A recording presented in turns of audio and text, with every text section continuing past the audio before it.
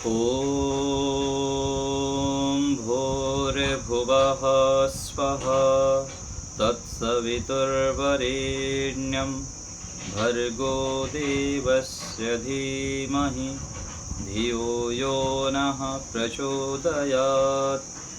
ॐ सहनाववतु सहनौ भुनक्तु सह वीर्यं करवावहै तेजस्विनावधीतमस्तु मा विद्विषावहै। ॐ शान्तिः शान्तिः शान्तिः।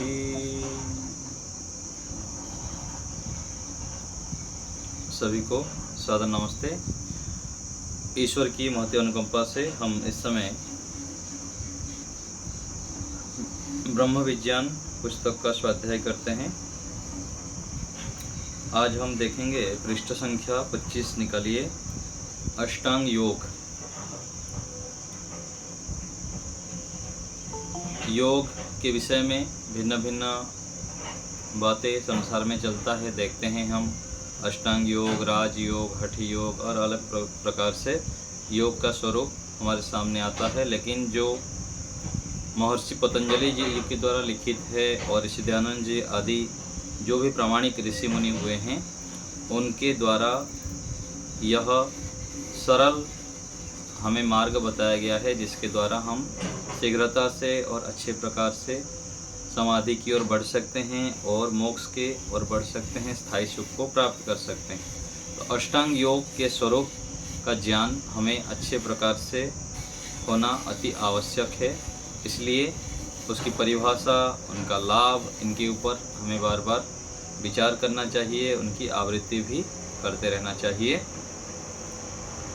तो पहला है यम, नियम, आसन, प्राणायाम, प्रत्याहार, धारणा, ध्यान तथा समाधि। ये 8 योग के अंग हैं। योगाभ्यास कीजिए जब हम कहते हैं तो योगाभ्यास के अंतर्गत ये सारे अंग आ जाएंगे। योग अर्थात अष्टांग योग। जब भी योग का नाम आता है तो वहाँ पर हमें सीधे सीधे ये समझ लेना है कि अष्टांग योग के विषय में कहा जा रहा है। तो योगाभ्यास करना है अर्थात दिन भर यम नियम आदि का पालन करना और जो आसन, प्राणायाम, प्रत्याहार, धारणा, ध्यान आदि का अभ्यास करना, ये योगाभ्यास है। तो यम नियम अष्टांग योग के आधार बिंदु हैं। यम और नियम ये क्या है? आधार है। जैसे घर में, घर का जो नींव होता है, आधार क्या है? फाउंडेशन अच्छे प्रकार होने पर पूरा घर ठीक से होता है, मजबूत पूर्वक हो पाता है। अथवा कोई दीवार जब बनाते हैं, आधार जब ठीक होता है तो फिर आगे निर्माण ठीक से होता है। ऐसे ही जीवन में भी यदि संस्कार माता पिता के द्वारा, गुरुजनों के द्वारा दिया हुआ रहता है, गर्भ से ही माता ही संस्कार दे रखती है संस्कार, और आगे चलकर माता पिता तो जन्म के बाद भी 5 साल तक, 7 साल तक, 10 साल तक, फिर आगे गुरुजन आदि जब संस्कार देते हैं, फिर मनुष्य जीवन का बहुत उत्कर्ष होता है। नहीं तो बहुत बड़े बड़े आयु हो जाने पर भी, अधिक आयु हो जाने पर भी उनको ठीक ठीक ज्ञान नहीं होता है आचरण संबंधी अथवा जीवन के संबंधित। तो ये जो यम और नियम है, ऐसे ही आधार है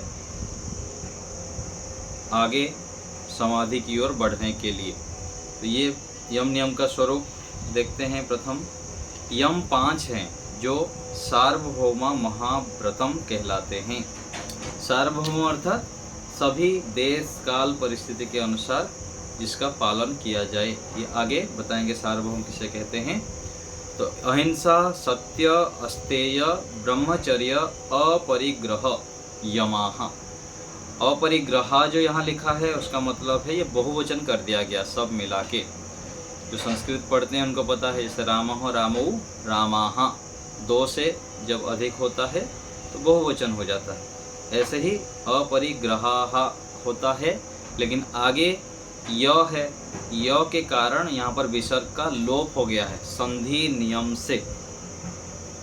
यदि कहेंगे कि बहुवचन तो है लेकिन विसर्ग कहाँ गया, तो विसर्ग यहाँ पर आगे य है, इसी कारण से लोप हो गया आगे जब हम संस्कृत जो हम पढ़ रहे हैं विद्यार्थी लोग, जितने हम जुड़े हैं कक्षा में काफ़ी लोग, तो वहाँ पर संधि के नियम पढ़ते समय यह आएगा कि विसर्ग का लोप कैसे हो जाता है। तो यम के अंतर्गत 5 विभाग होता है: अहिंसा, सत्य, अस्तेय, ब्रह्मचर्य, अपरिग्रह। पहला है अहिंसा, शरीर, वाणी तथा मन से। शरीर, वाणी तथा मन, ये कर्म करने के 3 साधन हैं। इनसे सब काल में समस्त प्राणियों के साथ, सभी काल में, भूतकाल, वर्तमान काल और भविष्यत काल, सभी काल में सभी प्राणियों के साथ बैर भाव द्वेष छोड़कर प्रेम पूर्वक व्यवहार करना, ये है अहिंसा। अहिंसा अर्थात किसी के प्रति भी द्वेष भाव, बैर भाव नहीं रखना। अहिंसा से अगले सत्य आदि 4 यम और सभी नियम अहिंसा पर आश्रित है और इसकी सिद्धि के लिए हैं। अहिंसा के सिद्धि के लिए ही सारा आगे का विभाग है, क्योंकि अहिंसा पालन करना इतना सरल नहीं है। बैर भाव द्वेष छोड़ देना बहुत ही कठिन साध्य कार्य होता है।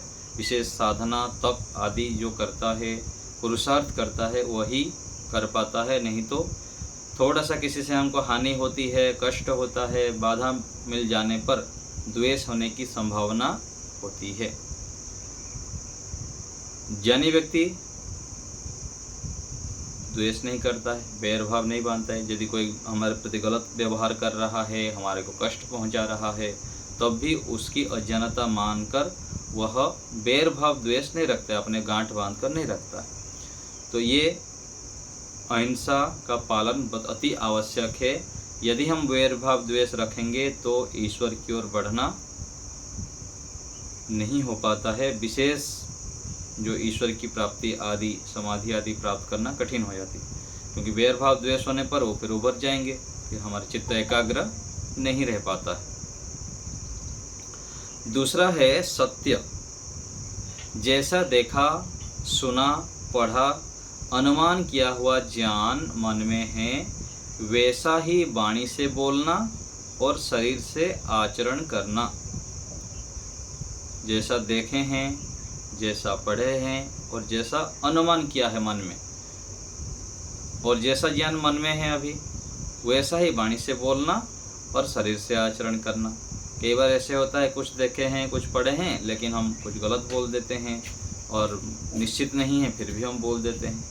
तो ये बहुत अधिक सावधानी पूर्वक हमें प्रयोग करना पड़ता है और उसके अनुसार आचरण करना होता है।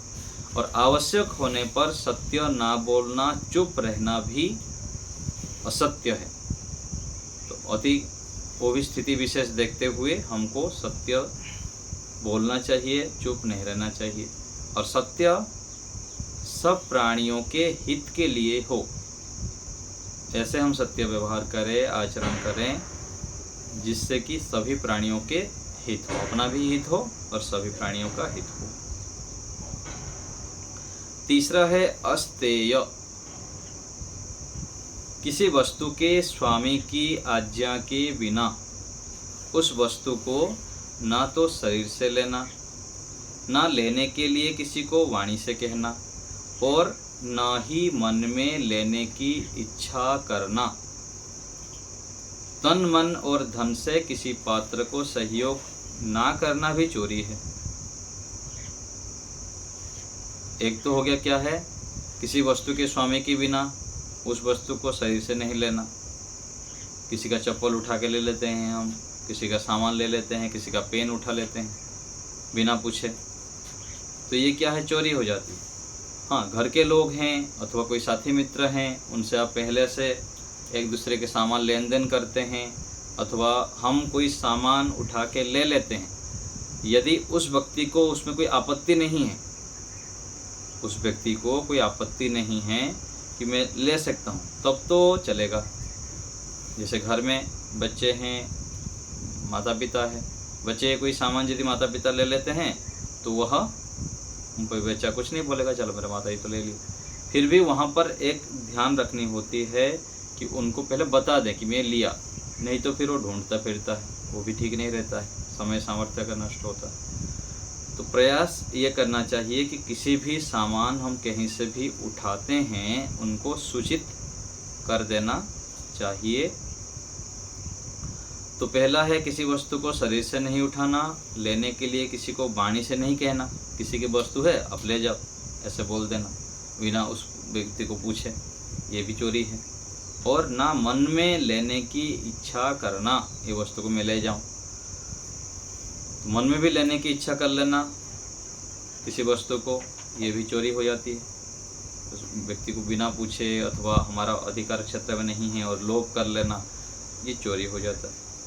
आगे बता रहे कि तन मन धन से हम सामर्थ्यशाली है और यदि किसी उचित पात्र को सहयोग भी नहीं करते हैं तब भी क्या ये चोरी है। मान लीजिए कि संसार में हमको ईश्वर ने जन्म दिए हैं, पृथ्वी जल अग्नि वायु ये सारी चीज़ें हमको मिलता रहता है, फ्री में ईश्वर दे रखे हैं, और हम ईश्वर के द्वारा दिए हुए शरीर आदि साधनों से अलग अलग प्रकार से धन कमाते हैं, पैसा संचित कर देते हैं। तो उसमें भी ईश्वर का क्या नियम है, क्या विधान है कि जो भी हम कमाते हैं उसमें से कम 5 से लेकर 10% तक कम से कम हमको उसमें से निकाल के देश राष्ट्र के हित के कार्य में लगाना है, वेद विद्या के प्रचार में, और जहाँ अच्छे कार्य हो रहा है, अनाथों का पालन हो रहा है, गौशाला है, अथवा यज्ञ आदि विशेष ऐसे कर्म करें जिससे कि समाज को लाभ हो। यदि ऐसे भी हम नहीं करते हैं, अपने धन का सदुपयोग नहीं करते हैं, केवल कुंडली मार के बैठे हैं और अपने घर परिवार के लिए ही लगा रहे हैं, ये भी हानिकारक होता है और ये चोरी है। तो परमात्मा को जो आज्ञा है कि अपने तन मन धन को, मान लीजिए हमारे पास कोई ज्ञान है, विद्या प्राप्त किए हैं, उसको भी बांटना चाहिए। केवल अपने पास यदि विद्या प्राप्त करके रह गए तो भी ये ठीक नहीं, फिर वो सत्य विद्या प्रचार नहीं हो पाएंगे।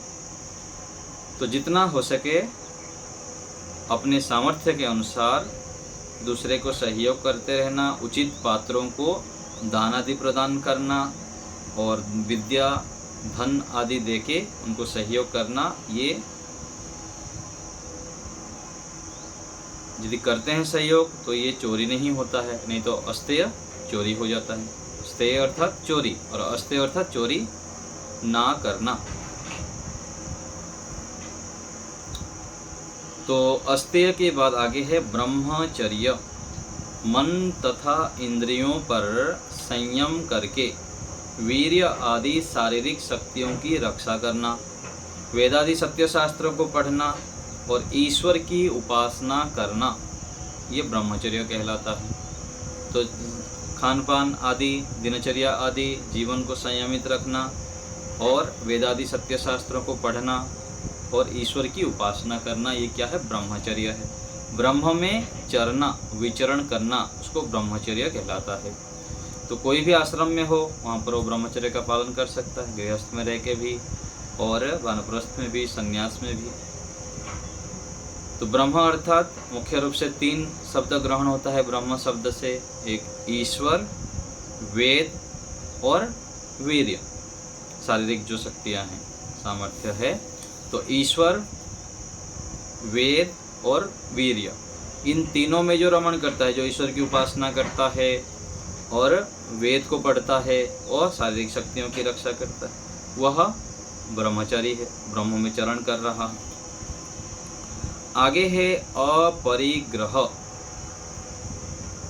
हानिकारक एवं अनावश्यक वस्तुओं का तथा हानिकारक एवं अनावश्यक विचारों का संग्रह ना करना, ये अपरिग्रह है। तो हानिकारक वस्तुओं का और हानिकारक भी और अनावश्यक, कई बार ऐसा होता है जो हमारे लिए हानिकारक है उसको हम संग्रह कर लेते हैं और जो आवश्यक नहीं है, कम आवश्यक है, उसका भी संग्रह कर लेते हैं। तो ऐसे हमको ध्यान देनी है कि हानिकारक वस्तुओं का भी संग्रह नहीं करना है और हानिकारक वस्तुओं का और विचारों का भी संग्रह करना हानिकारक है।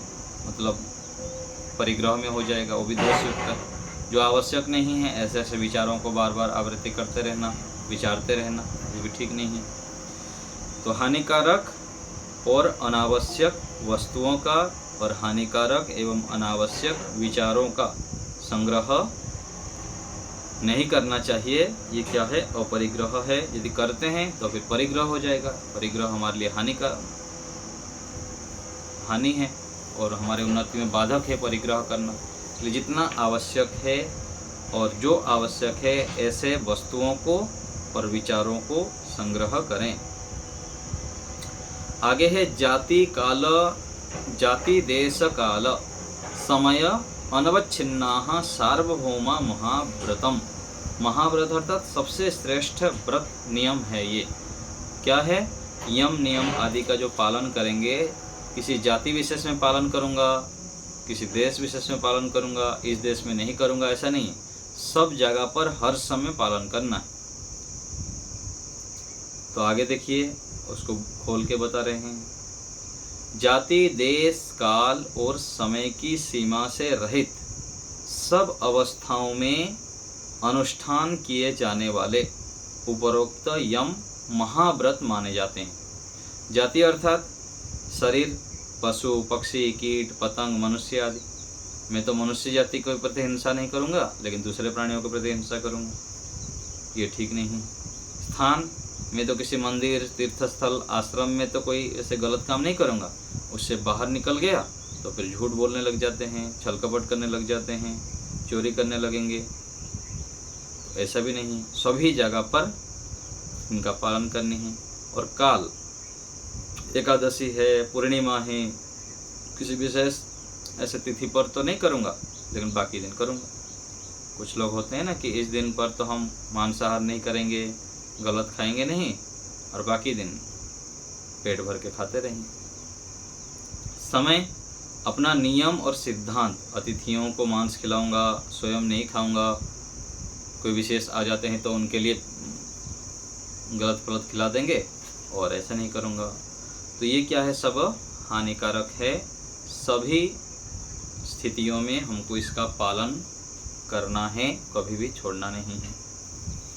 तो ये अहिंसा आदि यम जाति देश काल और समय की सीमा से रहित सभी अवस्थाओं में पालन करने योग्य है और सब प्राणियों के लिए हितकारी महान कर्तव्य है।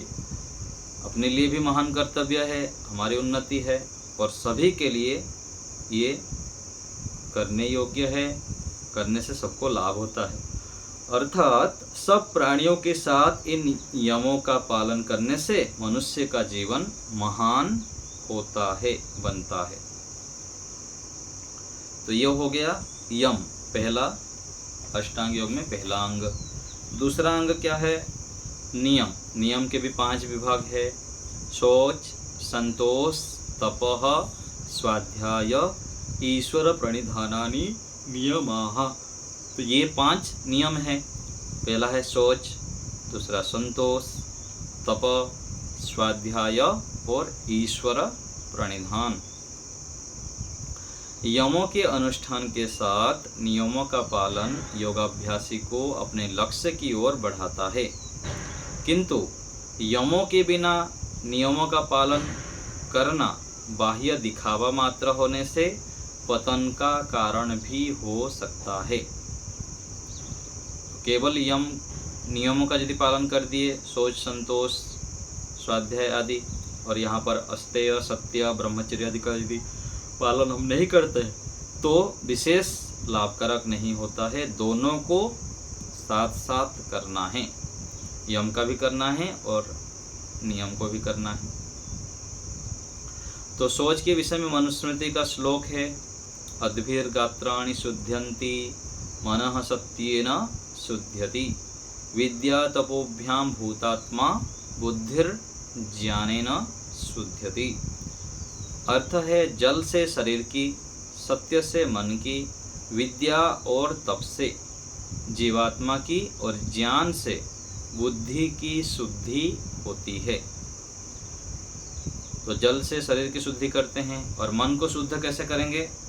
सत्य आचरण से, सत्य व्यवहार से, और विद्या और तप से जीवात्मा की, और ज्ञान से बुद्धि की शुद्धि होती है।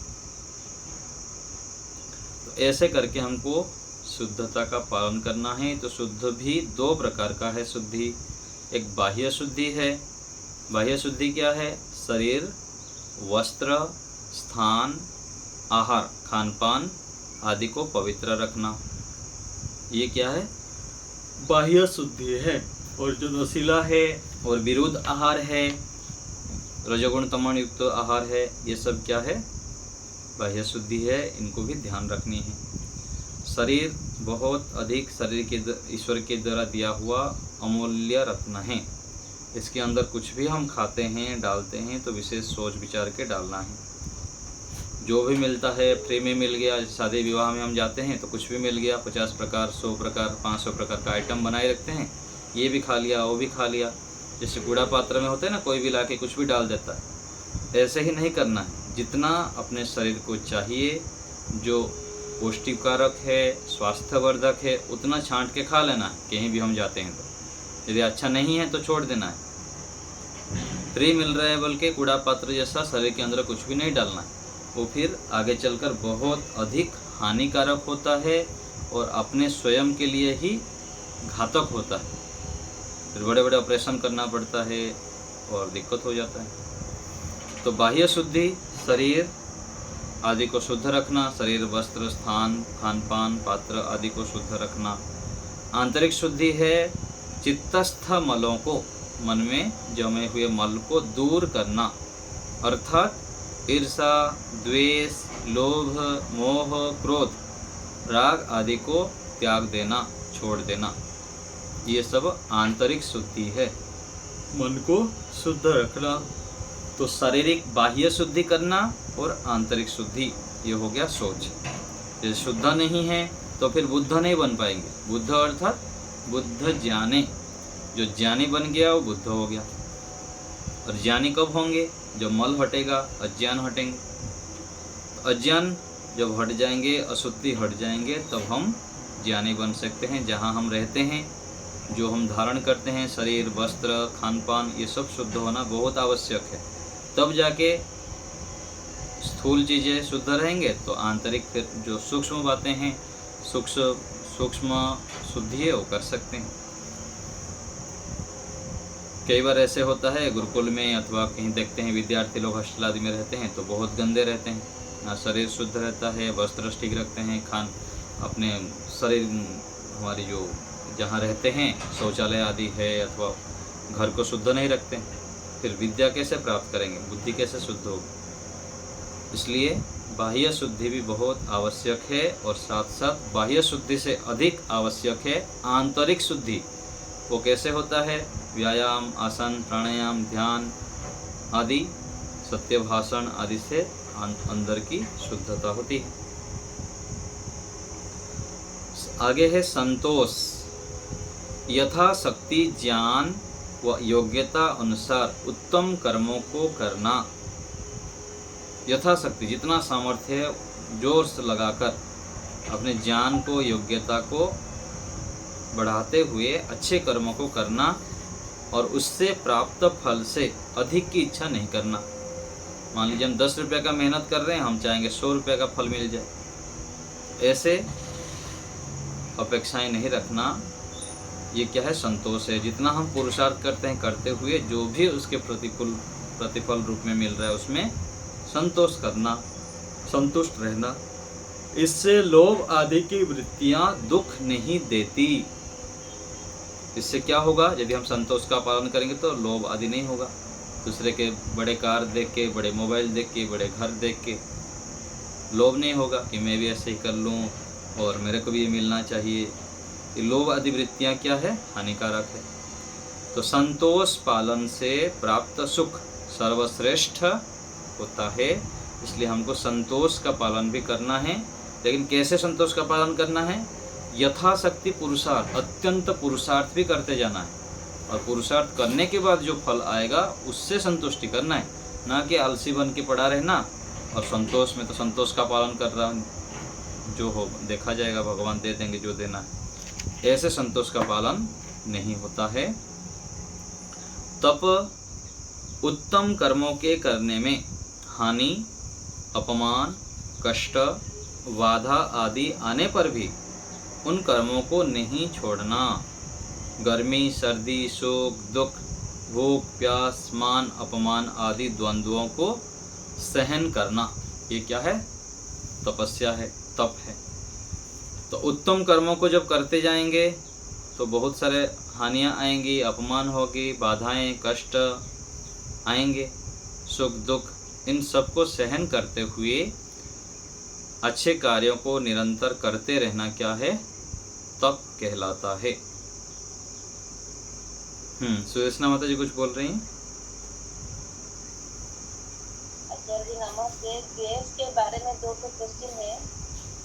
किसमें? द्वेष द्वेष के विषय में। हाँ जी बोलिए। एक बच्चे को हम कोई बोल देता है कि तेरे से तो ये विद्या नहीं होगी, तो वो कभी कभी मन में गुस्सा हो जाता है और वो खुद उस आदमी के ऊपर गुस्सा है कि अपने खुद पढ़ाई करता है और बहुत जोर से पढ़ाई करता है और फिर वो आगे निकल जाता है, तो इसको क्या द्वेष नाम देंगे? नहीं, द्वेष ये होता है ना, द्वेष उसको कहते हैं कि दूसरे के हानि के लिए प्रयास करना, हानि की भावना रखना, इसको द्वेष कहते हैं, बैर भाव कहते हैं। मान लीजिए कोई कुछ बोला तो चलो उसको देख लूँगा, मतलब मैं इसको ये क्यों बोला ऐसे, तो बदला लेने की जो भावना एक मन में रहती है ना, ये मुझको अपमान किया तो मैं भी एक दिन लेके ही रहूँगा। तो इस स्थिति में जो द्वेष भाव, इसको कहते हैं, बैर रख देते हैं, मन में गांठ बांध देते हैं, ये द्वेष है। मान लीजिए माता पिता कुछ बोल दिए तो चलो करके कुछ दिखाता हूँ, तो ये तो हो गया कि चलो ये एक पक्ष में दोष भी है और दूसरे तरफ वो यदि उसमें कुछ करके दिखा देता है तो वो लाभकारक हो जाता है। लेकिन द्वेष होता है कि हानि की भावना होती है उसमें, उसको कष्ट पहुंचाना, फिर उसको पीड़ा देने की भावना, ये द्वेष हो जाता है उसमें। ठीक है। और एक है कि जो आतंकवादी लोग हमारा देश को इतना सब नुकसान करते हैं, तो हमारा मन में तो वो द्वेष रहता ही है, वो तो कभी नहीं छूटता ये वाला। वहाँ पर द्वेष नहीं रखनी है ना, उनको द्वेष करके कोई लाभ नहीं ना, वो हानि कर रहे हैं तो उनको तो सही मार्ग में चलाएं, अथवा ईश्वर से प्रार्थना कर सकते हैं हम, और जो करना है कर सकते हैं, लेकिन मन में ऐसे द्वेष भाव नहीं रखनी। दुष्टों को दंड मिले ये तो रहे भावना, लेकिन द्वेष उसमें ना रखें, उसको हटाना पड़ेगा ज्ञान पूर्वक। ठीक है।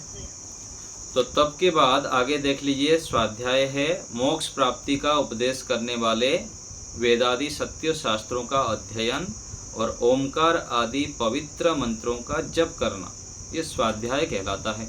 और आत्मा अध्ययन करना, अपना मूल्यांकन करना कि मैं क्या था, क्या हूँ, अभी कितना मुझको पुरुषार्थ करना चाहिए, अपना जो अध्ययन करना, इसको भी स्वाध्याय कहते हैं। तो मोक्ष प्राप्ति कराने वाले अच्छे पुस्तकों को पढ़ना, ये स्वाध्याय है। और ओम आदि पवित्र मंत्रों का जप करना, ये भी स्वाध्याय है। और अपना आत्म मूल्यांकन करना, अपना अध्ययन करना, ये भी स्वाध्याय है, ये भी बहुत अधिक आवश्यक होता है। आगे है ईश्वर प्रणिधान। समस्त साधनों, शरीर, धन, मकान, भूमि, संपदा, शक्ति, बुद्धि, सामर्थ्य आदि ईश्वर का मानकर उसकी आज्ञा अनुसार कर्म करना तथा उसके फल की इच्छा छोड़ देना। जो भी हमारे पास है, शरीर, मन, धन, मकान, भूमि, जितने भी है, सभी को क्या मानना है? ईश्वर प्रदत्त मानना, कि परमात्मा के द्वारा ये दिया गया है, ये हमारा नहीं, अपना नहीं है, कहीं से फ्री में नहीं मिला है। ये ठीक है, एक दूसरे पक्ष में देखेंगे कि हम कर्म किए थे उसके अनुरूप मिला है, जैसे कर्म किए थे उसके अनुसार ईश्वर ने हम न्यायपूर्वक हमको दिए हैं, लेकिन ईश्वर के द्वारा ही प्रदत्त है। अपने अनुसार हम कुछ भी नहीं कर सकते हैं, अपने सामर्थ्य से करवट भी नहीं बदल सकते। जो पिछले कर्म भी किए हैं वो भी ईश्वर के द्वारा प्रदत्त साधनों से ही किए हैं। तो ये मानना और उसके अनुसार कर्म करना और उसके फल की इच्छा छोड़ देना कि ये फल तो ऐसा होना ही चाहिए, ये जो फल मुझको है इतना मिलना ही चाहिए। कर्म करना हमारा अधिकार है, कर्म करते जाना, लेकिन इतना फल मिले यही मिलना चाहिए ऐसा नहीं सोचना। ईश्वर के न्याय व्यवस्था में छोड़ देना, क्योंकि परमात्मा तो न्यायकारी है, जो भी हम कर्म करेंगे उसका फल ठीक ठीक देंगे। जीवन मुक्त योगी पुरुष चाहे सैया व आसन पर स्थित हो, चाहे मार्ग में जा रहा हो, वह ईश्वर प्रणिधान द्वारा स्वस्थ स्वरूप में ही स्थित होता है। उसके समस्त वितर्क जाल, संशय, अज्ञान, हिंसा आदि नष्ट हो गए होते हैं, और वह योगी संसार के बीच अविद्या आदि क्लेशों को तथा संस्कारों को नाश करता हुआ मोक्ष के आनंद का अधिकारी बन जाता है। जो योगी व्यक्ति जीवन मुक्त व्यक्ति होते हैं, जीवन मुक्त अर्थात शरीर में रहते हुए वो पूरा मुक्त अवस्था में जी रहे हैं, समाधि लगा के अपने क्लेशों को नष्ट कर दिए। हम तो क्या है, बंधन युक्त जीवात्मा हैं, और जीवन मुक्त उसे कहते हैं जो मोक्ष की योग्यता प्राप्त कर लिए हैं लेकिन मुक्त भाव में रहते हैं शरीर में। तो ऐसे व्यक्ति ईश्वर से जुड़े हुए रहते हैं और सभी प्रकार के दुखों से, क्लेशों से दूर होते हुए अच्छे प्रकार जीते हैं। और ये क्यों बताया गया? क्योंकि हमको भी ऐसे बनना है, और ये संभव कब होगा? जब हम सारे साधनों को ईश्वर प्रदत्त मानकर ईश्वर को ही स्वामी मानेंगे और उनको साथ में पकड़ते हुए चलेंगे, तब हम भी ऐसे स्थिति को प्राप्त कर सकते हैं। और ये संभव है। परमात्मा न्यायकारी होने से, सर्वज्ञ होने से, महान होने से यह हमको प्राप्त हो जाता है ईश्वर के सानिध्य में। इसलिए ईश्वर प्रणिधान का अभ्यास हमें प्रत्येक दिन करना चाहिए। तो ये हो गया हमारा यम और नियम। इनके परिभाषाओं को अच्छे से याद कर लेना चाहिए और व्यवहार में भी उसको लाने के लिए प्रयत्न करना है और उसको स्मरण रखना है। फिर आगे हम बढ़ेंगे। तो आज यहीं रखते हैं।